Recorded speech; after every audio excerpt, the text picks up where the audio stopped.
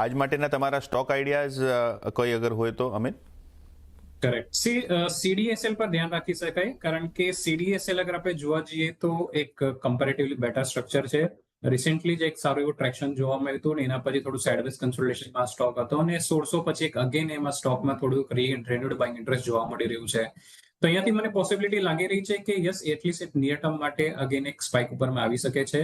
સો current market price પર November future by કરવું જોઈએ સીડીએસએલ નું.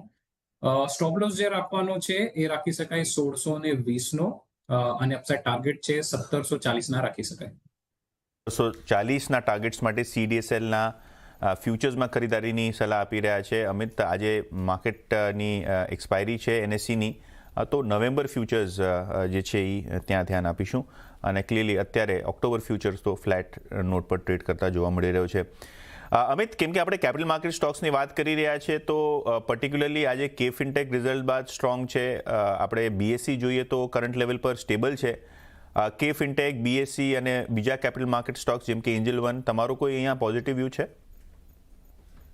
કમ્પેરેટિવલી તો સીડીએસએલ બેટર છે, બટ એના સિવાય પર અગર આપણે જોવું હોય તો કમ્પેરેટિવલી અગર જોવા જઈએ તો અત્યારના છેલ્લા અમુક મહિનાથી કે ફિનટેક હતો જે થોડો સાઇડવેઝ કન્સોલિડેશનમાં હતો, બટ ઇવેન્ચ્યુઅલી એના જે 1150ના જે હર્ડલ હતા એને સરપાસ કર્યા છે. આજે નો ડાઉટ ઇન્ટ્રાડે હાઈ પર તે થોડું થ્રોબેક જોવા મળ્યું છે, બટ ઓવરઓલ સ્ટ્રક્ચર વાઇઝ અગર 1150 ની ઉપર સસ્ટેન કરે છે અગર કે ફિનટેક, તો પોસિબિલિટી છે કે ઇવેન્ચ્યુઅલી ઉપરમાં 1250 થી લઈને 1300 સુધીની રેલી આવી શકે.